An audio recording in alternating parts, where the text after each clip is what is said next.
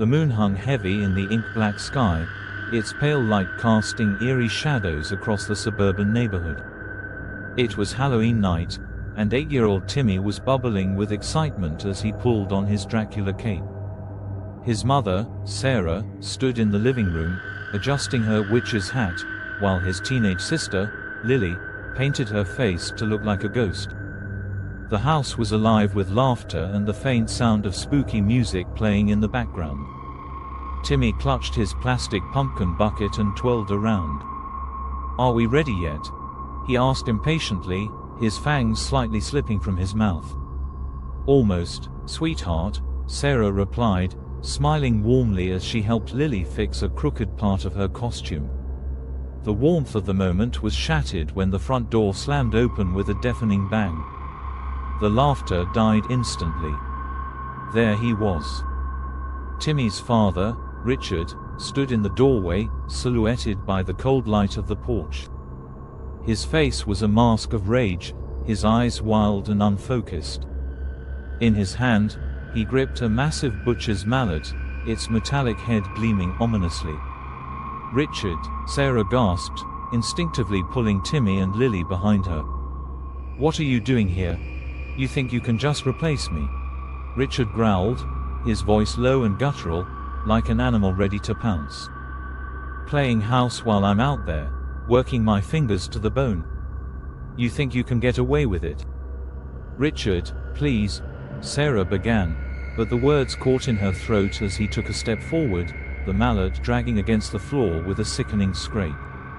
Lily clutched Timmy's hand tightly, her painted face pale with fear. "Mom," she whispered, her voice trembling. Sarah pushed the children back. "Run," she hissed, her voice breaking.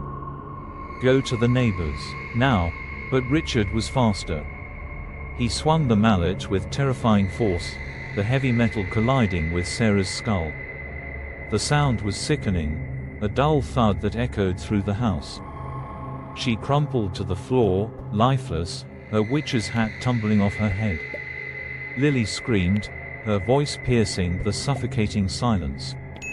She tried to pull Timmy toward the back door, but Richard was already there, his eyes blazing with madness. "You're not going anywhere," he roared. With a single, brutal swing, the mallet connected with Lily's chest. She flew backward, slamming into the wall before collapsing in a heap. Timmy froze, his little body trembling uncontrollably. His pumpkin bucket fell from his hands, spilling candy onto the blood-stained floor. Richard turned to him, his face twisted into something unrecognizable. You're just like her," he snarled, raising the mallet high. Timmy didn't even have time to scream. The blow came down hard, sending him crashing to the ground. Pain exploded in his skull, and his vision blurred. Through the haze, he could see his father standing over him, panting heavily, the mallet dripping with crimson. The world tilted and spun. Timmy's breath came in shallow gasps as darkness began to creep in. He thought of his mother's smile, Lily's laughter, and the excitement of trick or treating that would never come. As his consciousness slipped away, he heard faint sirens wailing in the distance.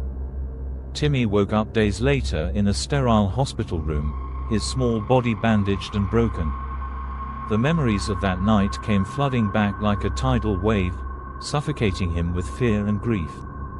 The police told him that Richard had been arrested, found wandering the streets, muttering to himself about betrayal and revenge.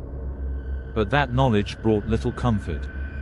Timmy would never forget the sound of the mallet, the sight of his mother and sister lying motionless on the floor, or the way his father's eyes had burned with hatred.